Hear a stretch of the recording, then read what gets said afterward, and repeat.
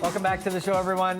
Fiona has just been catching up quite literally with a very, very long-time friend. Absolutely. I've known Charles Zuckerman for about 20 years. I won't admit how old I was when we met. Met at 3 years old. But not too long ago, Charles was in the hospital, and a very interesting story brings him here today, along with Alan Sachs, and we're going to be chatting about the BC Hospitality Foundation and Tip Out to Help. How are you both? Doing well, thank you. Great to see you again. Now, Charles, first and foremost, I cannot pronounce the name of the condition that you came down with, but maybe you can tell us what it is and what happened.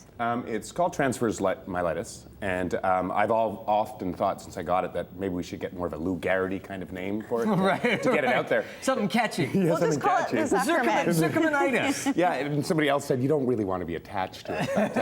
But, it's only contracted by about 1,400 people worldwide a year. It's very rare. It's a cousin of MS, so much like MS, it's to do with the spinal cord and lesions on the spinal cord. Most people who contract this condition, only, I'd say about 80% of them will never walk again, and 10% with great difficulty. So it's not really, I'm very lucky to have actually gotten back up. How did it strike you? Like, what happened? I had my autoimmune condition just sort of collapsed first, and I got very tired. And then one day I just had a pain in my stomach, which actually was just coming through from the cord. And all of a sudden I couldn't walk and I had to be taken to the hospital. It literally, it can hit you in about a week period. Wow, that's so frightening. And you were working in the hospitality industry at the time, and this will maybe lead us over to your association with the Hospitality Foundation and explain what they did for you. Well, the first thing that happened is I went into the hospital. I was in the hospital for about a month. Couldn't walk for 2. And then it was a gradual return to actually getting any mobility. Once I could walk, it was, what am I going to do here? I'm not making the income that I used to make.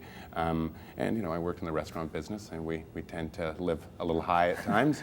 And I had no resources to turn to, and so I started applying for the usual things through EI and the government and whatnot, and began to realize it was going to be months till I would receive anything. And it was shocking. I heard of the BC Hospitality Foundation.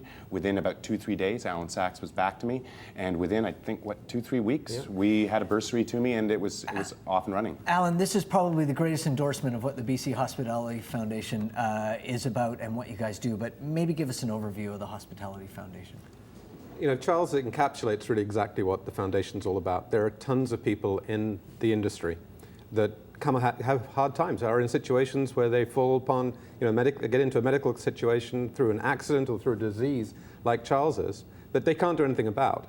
And typically in our industry, people do live in a bit of a different way. There's especially people who are earning tips, who are earning cash. Yeah. They tend to spend the cash. And we found that a lot of people in our industry don't have the backup, don't have the assets, and when they get into a medical situation, they get into a financial crisis as well.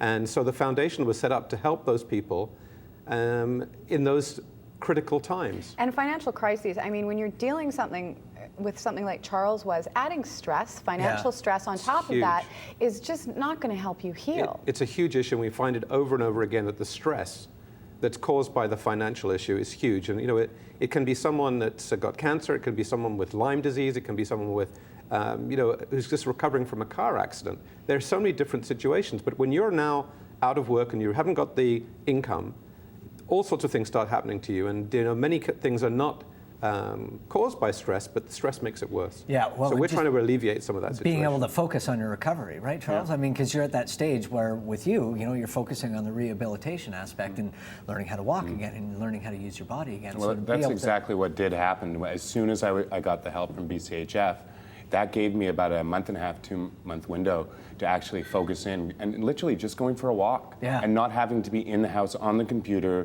stressing about what would come. So yeah, very much so. And it's also extended to families of people in the industry as well, right? And you know, because in the end of the day, it's all about family. Yeah.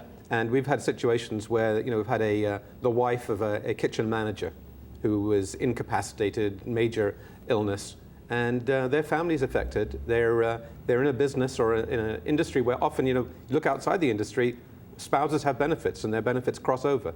Unfortunately, in our industry, benefit programs aren't perhaps what they should be. We have a lot of hourly workers. We have a lot of part-timers, seasonal. They don't qualify for benefits. And you never think about benefits until you need them. And this in is certain situations. This is the classic situation. So spouses are covered. We had actually a very interesting situation with Steve over at Gotham Bar. He's the bar manager over there. His child was born with autism, and autism. The costs of dealing with autism, childcare, it's at least $30,000 a year. Yeah. Now, however way you look at that, it's going to be a tough situation. What they did, his friends and colleagues and family put on a fundraiser to give Charlie a chance, which is the name of their son. And we, as a foundation, said, we'll match whatever you do up to $5,000. So how else can people help if they want to help out people so that people like Charles can get better and get back to work? Well, that's what tipouttohelp.com is all about. Tip Out to Help is our first annual fundraising campaign. It's actually very much focused on people in the industry. Yeah. Because what we're doing, and I think it's very important to note that the hospitality industry is actually trying to help their own. Doing it themselves. Rather than going out for handouts. So Tip Out to Help is all about going to the industry and saying, people, help yourselves. Work together to help your own. And this campaign is now in hotels and restaurants and bars throughout the province. And our vision is that if we could say, get a toonie from everybody that's involved in our industry, and there are at least 300,000 people, and fill this virtual tip jar that we have in mind. It's a lot of toonies. We'd be we'd be doing very well. But the call is out there to say, let's all of us help each other. Yeah. And rather, and again, as I say, it's inward looking.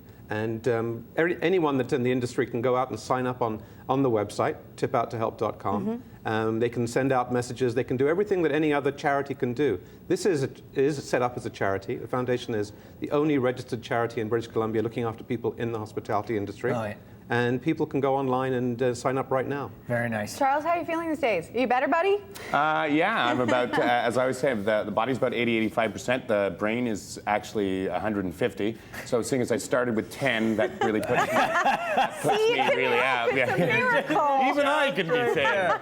And I just want to add something to what Alan said, which is, if you're somebody who goes out to the restaurants, as you guys do, you guys are out and about here and there, and it'd be nice to see the people that come into the restaurants and get served by us on a regular basis, having those people participate in Tip Out to Help. And also, more importantly, and Alan and I were talking about this before we came in here, just getting the word out there that the BC Hospitality Foundation is there for people. Because there could be somebody that one of these guys works with that doesn't know that they exist. And if we could get help for that person now, it would be amazing work, and Gentlemen, I'm glad that you're up and walking. You can go to tipouttohelp.com to find out all the info. We're going to take a quick break.